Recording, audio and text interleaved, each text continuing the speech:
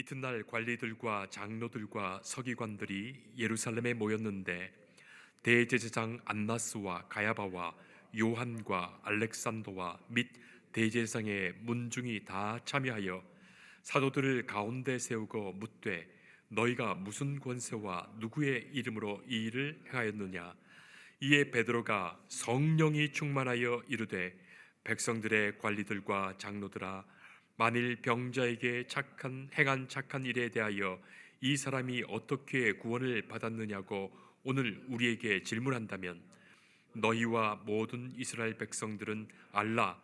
너희가 십자가에 못 박고 하나님이 죽은 자 가운데서 살리신 나사렛 예수 그리스도의 이름으로 이 사람이 건강하게 되어 너희 앞에 섰느니라.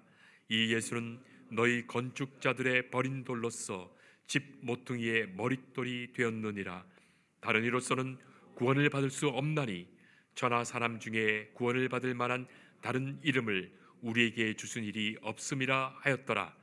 그들이 베드로와 요한이 담대하게 말함을 보고 그들은 본래 학문 없는 범인으로 알았다가 이상히 여기며 또 전에 예수와 함께 있던 줄도 알고 또 병나은 사람이 그들과 함께 서 있는 것을 보고 비난할 말이 없는지라 명하여 공회에서 나가라 하고 서로 의논하여 이르되 이 사람들을 어떻게 할까.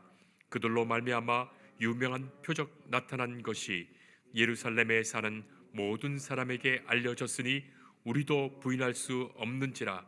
이것이 민간에 더 퍼지지 못하게 그들을 위협하여 이후에는 이 이름으로 아무에게도 말하지 말게 하자 하고 그들을 불러 경고하여 도무지 예수의 이름으로 말하지도 말고 가르치지도 말라 하니 베드로와 요한이 대답하여 이르되 하나님 앞에서 너희의 말을 듣는 것이 하나님의 말씀을 듣는 것보다 옳은가 판단하라. 우리는 보고 들은 것을 말하지 아니할 수 없다 하니 관리들이 백성들 때문에 그들이 어떻게 처벌할지 방법을 찾지 못하고 다시 위협하여 놓아 주었으니 이는 모든 사람이 그된 일을 보고 하나님께 영광을 돌림이라. 아멘. 성도 여러분, 여러분들은 어떤 일 앞에서 선택을 잘 하시는 분이십니까? 아니면 선택을 잘 못해서 주저 하시는 분이십니까? 카페에 가면 커피를 시키든지 차를 시키게 되는데 그 메뉴에 하도 종류가 많다 보니까 어떤 것을 시켜야 될지 머뭇거리는 사람들이 흔히 있지요. 누군가는 메뉴도 보지 않고 어떤 음료를 시키는 사람이 있는가 하면 그 메뉴판을 한참 보면서 마치 외울 듯이 오래 계신 분들도 있습니다. 또 중국집에 가서 어떤 메뉴를 시킬까 망설이다가 시키지 못하는 사람들도 있지요. 물건을 사면서 선뜻 무엇인가를 선택하지 못합니다. 사실 선택하는 것이 주는 그 즐거움보다는 선택하지 못한 그것이 주는 아쉬움을 더 크게 생각하는 것은 아닐까요? 죄송합니다만 저는 마트에 가서 혹시 우유를 사게 되면 우리나라 우유들이 다 1A 등급 좋은 우유니까 유통기한 긴 것을 저는 그냥 삽니다. 만약에 유통기한이 비슷하면 그 우유 옆에 무슨 야쿠르트라도 하나 더 붙은 것 그냥 삽니다. 비슷하면 값이 더 싼 것이 더 좋지요. 자, 그렇게 사람은 어떤 것을 선택할 때 가성비도 생각하고 또 품질도 생각하고 유통기한도 선택하고 생각하고 그렇게 나름의 방식으로 기호에 따라서 선택하지요. 자, 그런데 자기 취향이나 선호에 따라서 무엇인가를 택하는 것이 아니라 둘 중에 반드시 하나를 반드시 의무적으로 선택해야 되는 그런 상황이라면 어떻습니까? 그리고 그것의 이해관계가 첨예하게 다르다면 어떻게 해야 할까요? 어떤 사람들은 A를 선택하라고 강요하고 다른 어떤 사람들은 B를 선택하는 것이 마땅하다 말합니다. 어떻게 해야 할까요? 저는 나름대로의 분명한 원칙을 갖고 있습니다. 이 일은 무엇을 위해, 누구를 위한 것인가를 먼저 생각해 봅니다. 무엇을 위해, 누구를 위한 것인가? 그리고 모든 선택에는 사실 내 입장과 내 생각과 내 이익과 내 뜻이 반영되지요. 그러나 이 일은 나를 위한 것인가? 아니면 다른 사람을 위한 것인가? 아니면 좀 더 큰 공동체를 위한 것인가? 아니면 어떤 가치를 위한 것인가? 그렇게 구분하여 생각해 보면서 내 입장, 내 생각, 내 뜻이 먼저가 아니라 더 큰 공동체와 가치를 위해서, 더 큰 사랑을 위해서 내 뜻을 내려놓기도 합니다. 물론 그것이 항상 좋은 선택을 한 것만은 아닐지라도 말입니다. 사랑하는 성도 여러분, 하나님의 일과 세상의 일은 다른 거예요. 물론 우리 성도들은 세상의 일들 속에서도 하나님의 일을 생각합니다.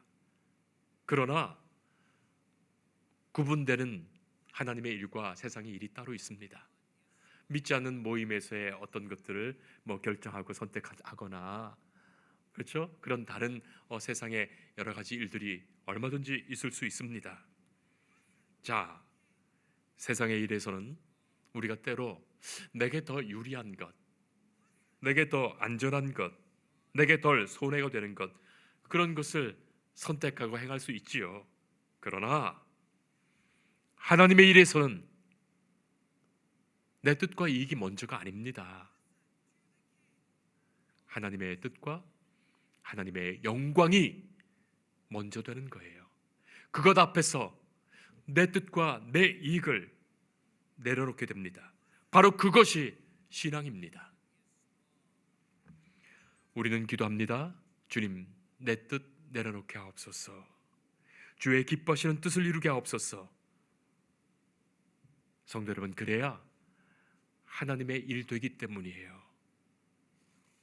하나님이 역사하셔야 할 일입니다. 성도 여러분, 우리는 신앙의 사람들입니다. 믿음의 사람이에요. 주의 말씀에 비추어 주의 일이 그릇되지 않도록 우리는 선택하며 살아갑니다. 오늘 우리가 함께 읽은 이 본문의 말씀 속에서는 한 가지를 선택해야 되는 궁지에 몰린 두 사람을 만나게 되지요. 둘 중에 한 가지를 선택해야만 합니다. 그들은 예수님의 제자인 베드로와 요한이었어요. 이들은 지금 사내들인 유대 법정에 서 있습니다. 법정에서 무거운 선택 앞에 서게 됩니다. 유대 종교 지도자들은 생각했던 거예요. 이 두 사람을 이 공회 재판에 세운다면 벌벌벌 떨게 될 것이고 혼쭐이 날 것이라고 생각했습니다. 그래서 잘못했다고, 다시는 그렇게 하지 않겠다고 빌 것으로 생각했습니다. 하지만 이들은 그 자리에 나와 완전히 달랐습니다. 이 공회의 재판장들이 생각했던 것과는 완전히 달랐던 거예요. 지금 여기 붙잡혀와 있는 베드로라는 제자는 전에 예수를 재판했던 이 똑같은 재판에서 도망가면서 하인들, 여종들 앞에서도 쩔쩔매며 예수를 부인하며 도망갔던 그 사람 아니었습니까? 그런데 붙들려온 오늘의 베드로와 요한은 달랐습니다. 당당하게 예수의 그 이름을 증거하는 거예요. 예수의 그 이름 외에는 구원받을 만한 다른 이름을 주신 바가 없다, 강력하게 선언하면서 어떤 변명도 어떤 양해도 구하지 않습니다. 죽으면 죽으리라, 그 분명한 신앙적 결단이 있었던 거예요. 성도 여러분, 이런 용기가 어디서 났을까요? 아마 어쩌면 이 사람들이 뱃사람이니까 좀 거칠게 살면서 뱃사람 특유의 사나이다움이 있어서 그럴까요? 아닙니다. 이런 담대한 모습은 저절로 가질 수 있는 것이 아니에요. 8절 말씀을 보면 이들이 성령 충만했다고 쓰여지고 있습니다. 성도 여러분, 그렇습니다. 성령 충만할 때만 우리가 담대해지는 거예요. 이 대목에서 생각해 보면 성령 충만한 모습이 그것입니다. 성령 충만한 것은 돈 많이 벌거나 높은 지위 얻거나 사람들로부터 명예를 받거나 그런 것 아닙니다. 예수 그리스도의 그 복음 앞에서 담대한 것, 하나님의 역사를 보는 것, 그것이 성령 충만이에요. 우리가 성령 충만하지 않으면 복음에 담대하지 못합니다. 하나님의 일을 보지 못합니다. 성령 충만하게 하옵소서. 그것이 우리의 기도입니다. 13절 말씀을 보면 그들이 베드로와 요한이 담대하게 말함을 보고 그들은 본래 학문 없는 범인으로 알았다가 이상히 여기며 종교 지도자들은 이미 자신들의 재판에서 예수를 재판했었어요. 그리고 예수를 십자가에 죽였습니다. 그래서 예수에 대해서 알 만큼 다 알고 있는 거예요. 그리고 예수를 따라다니던 그 제자들이 얼마나 볼품없이 형편없는 자들인지도 알고 있는 거예요. 그리고 베드로와 요한은 학문이 없는 일반 사람인데, 이 학문이 없다는 말은 글자를 모른다는 말이에요. 아니, 글자도 모르는 일자 무식의 사람들인데 어떻게 이들이 이렇게 담대하게 기탄 없이 말할 수 있는가? 바로 그것입니다. 지금 베드로와 요한은 역사하시는 하나님의 그 분명한 증거 앞에 서 있습니다. 그래서 당당한 거예요. 베드로와 요한이 성전을 올라가다가 나면서부터 걷지 못했던, 오늘 말씀 바로 뒤에 보니까 나이가 40여 세나 됐다고 하는데, 40년 동안 걷지도 못하고 안진뱅이처럼 성전 앞에서 구걸하고 있었던 그 거지에게 이 베드로와 요한이 다가가서 나는 은과 금이 없다. 그러나 내게 있는 것을 너에게 주노라. 곧 나사렛 예수 그리스도의 이름으로 일어나 걸으라 말했던 거예요. 그 말에 이 사람이 벌떡 일어났고 한 번도 걸어보지 못한 사람이 걷고 뛰며 하나님을 찬송하게 됩니다. 바로 그 일이 있었던 거예요.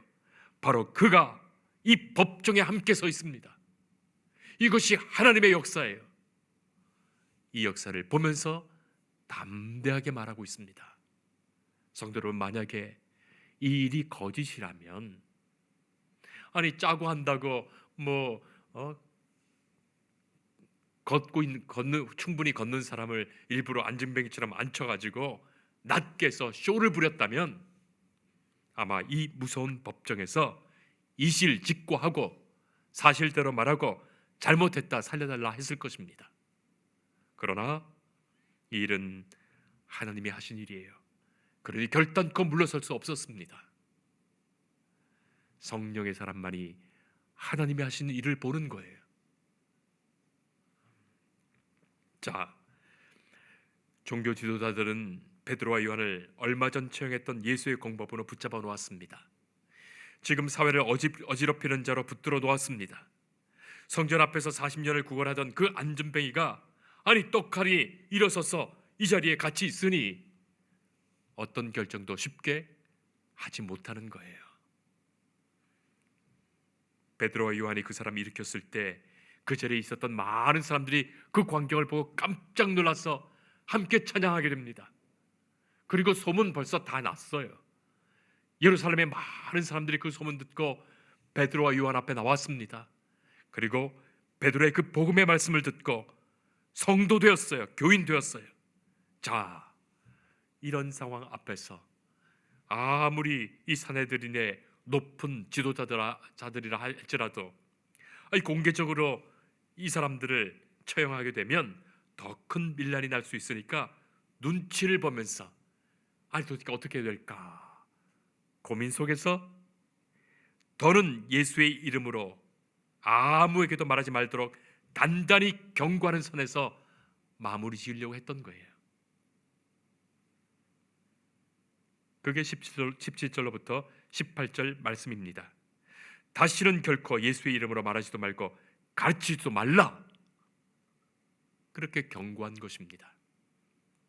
자, 여러분들이라면 이런 상황 속에서 어떻게 해야 되겠습니까? 지금 말 한마디 잘못하면 꼼짝없이 생명을 잃을 수도 있습니다. 그렇게 말하는 것 그대로 듣고 네 알겠습니다, 살리면 주십시오, 조심하겠습니다 말하면 훈방조치 당할 수 있습니다. 어떻게 될까요? 그러나 예수의 이름으로 말하지 않고 더는 가르치지 않는다면 그가 어떻게 제자이고 어떻게 사도이겠습니까? 성도 여러분, 우리가 세상에서 예수의 복음을 위하여 살지 않고 예수 이름으로 증언하지 않는다면 우리가 어떻게 교회이고 성도이겠습니까?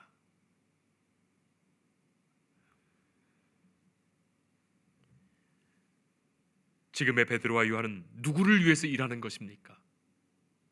지금 누구 앞에 서 있습니까? 사람들의 눈에는 대제사장과 대제사장의 문중들과 사내들인 회원들과 그리고 관리와 장로들과 서기관들이 보일 거예요. 그러나 베드로와 요한의 눈에는 지금 그들의 눈앞에 주라망하게 계신 하나님이 보이는 거예요. 부활하시어 나의 증인이 되라고 하신 예수님이 앞에 계신 거예요. 그리고 성령께서 역사하시는 중에 베드로와 요한을 사로잡고 있습니다. 성도 여러분, 누구를 보아야 할까요? 이 법정은 죽이는 법정입니다. 의롭거나 바른 재판을 생각할 수 없는 법정입니다. 예수님을 죽인 재판이에요. 부조리와 모순으로 덮여 있는 썩은 재판입니다. 자, 그런데 이들에게 호소한다 한들 무슨 의로운 결론이 생길 수 있겠습니까? 재판을 하는 저들의 경고와 협박을 들을 것입니까? 아니면 이 자리에서 예수를 증언하다 죽을 것입니까? 바로 이 선택 앞에 서게 된 거예요. 1521년 3월에 신성 로마 제국의 황제였던 카를 5세가 소집했던 보름스 제국 회의가 있었습니다. 웜스 제국 회의, 보름스 제국 회의라고 불려지죠. 마틴 루터가 종교 재판, 가톨릭 종교 재판 앞에서 심의를 그곳에서 받게 됩니다. 그때 많은 이들이 루터에게 그 재판정에 출두하지 말라고 권고했어요. 왜냐하면 그 재판정에 가게 되면 그 종교 재판은 이미 앞에 있었던 종교 개혁의 정신을 가졌던 사람들을 누명을 씌웠고 악마로 몰아세웠고 무지한 고문을 받겠고 학살했기 때문입니다. 자, 그러나 루터는 이렇게 말하죠. 보름스의 지붕 기와장만큼이나 많은 마귀들이 자리 잡고 있다 하더라도 나는 그곳에 가겠다. 그렇게 해서 그 재판장에 출두했던 거예요. 그곳에서 자신의 모든 생각들을 말하였고 마지막까지 심의를 다 한 후에 재판장이 물었죠. 너는 할 말이 없는가? 그때 루터가 남겼던 유명한 말이 바로 이것입니다. 지금의 내 양심은 하나님의 말씀 앞에 사로잡혀 있습니다. 나는 지금 하나님 앞에, 주님 앞에 서 있습니다. 주님, 나를 도우소서. 그것이 루터의 마지막 말이었어요. 성도 여러분, 우리는 분명히 물어야 합니다. 나는 사람을 두려워하는 사람이 될 것인가? 하나님을 두려워하는 사람이 될 것인가? 베드로와 요한이 대답하죠. 19절로부터 20절이 그것입니다. 하나님 앞에서 하나님 앞에서 너희 말을 들을 것이 하나님의 말씀을 듣는 것보다 옳은가 판단하라. 우리는 보고 들은 것을 말하지 아니할 수 없다. 성령 충만한 역사였어요. 이들이 복음의 증인으로 담대히 서게 하셨습니다. 하나님의 역사였어요. 며칠 전에 새벽 기도에서 우리는 미가 말씀을 읽고 있는데, 미가서 말씀을 우리가 보면서 새벽 기도 말씀을 전하고 또 그 말씀을 아침 새벽 채널에 그렇게 모든 성도들에게 주보에 나와 있는 대로 그렇게 발송을 하는데, 당시에 미가 선지자가 수많은 거짓 선지자들과 당시에 부패하고 타락했던 통치자들로부터 위협을 받았을 때 했던 말이 이것이에요. 미가서 3장 8절 말씀, 오직 나는 여호와의 영으로 말미암아 능력과 정의와 용기로 충만해져서 야곱의 허물과 이스라엘의 죄를 그들에게 보이리라. 그것입니다. 여호와의 영, 하나님의 영, 성령 충만한 가운데 바로 그때만 능력과 정의와 용기가 생기는 거예요. 성도 여러분, 능력과 정의와 용기는 성령 충만한 은혜 가운데 있습니다. 내가 하나님 앞에서 정직하게, 진실하게, 용감하게 선택하고 행하려 할 때 때로는 불이익 받을 수 있어요. 때로는 처벌이 있을 수도 있습니다. 그러나 그것은 내가 어찌할 수 있는 것이 아닙니다. 하나님께 맡겨야 돼요. 그것 생각했더라면 결코 진실할 수도 없고 하나님 편에 설 수 없습니다. 이 자리에서 죽게 되더라도, 어떤 해악이 있더라도 하나님 바라보며 하나님의 사람으로 우리는 선택하며 말하며 살아가는 거예요. 무서운 일이 아닙니다. 두려운 일이 아닙니다. 걱정할 것 아닙니다. 성령 충만한 은혜 가운데 성령께서 나를 붙드시며 담대하게 감당하게 하시는 일이에요.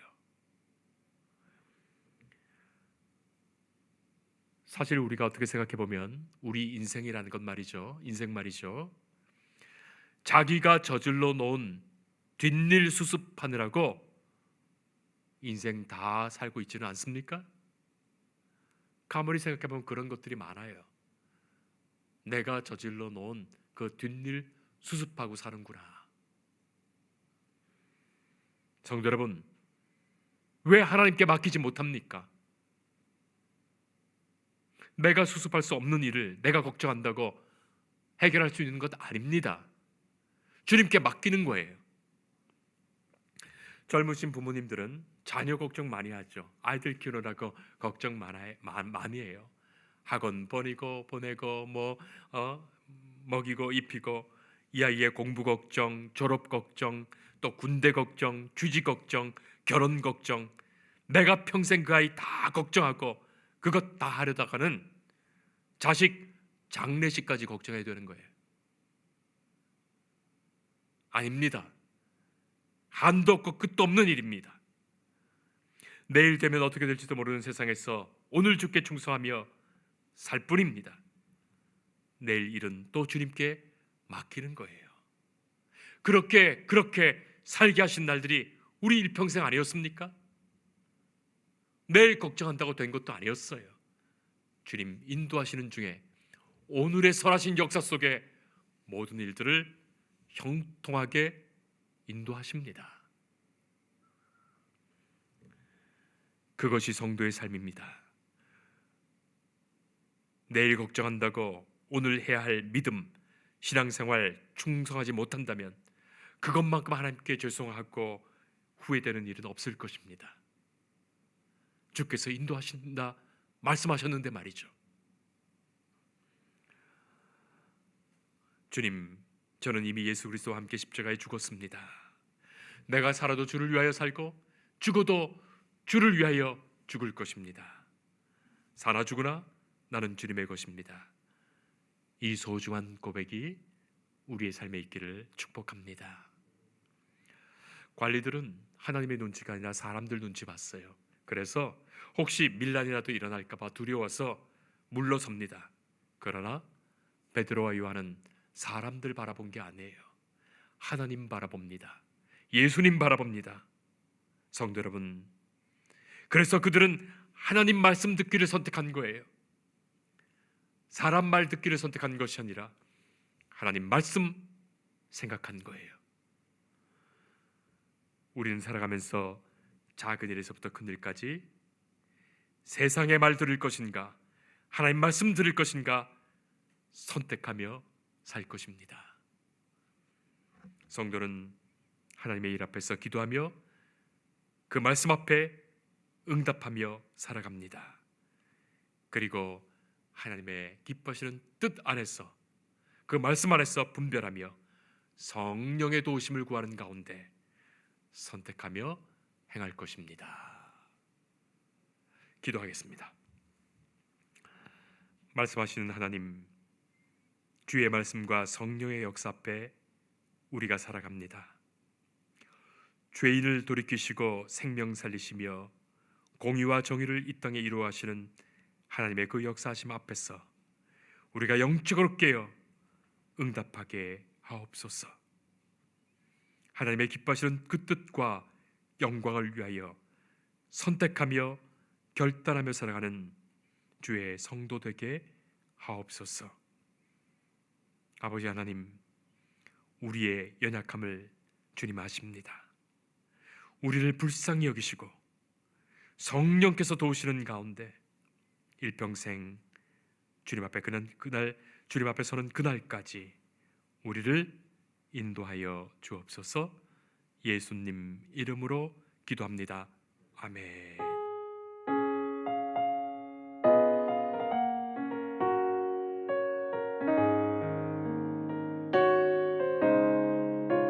주 예수 내가 알기 전 날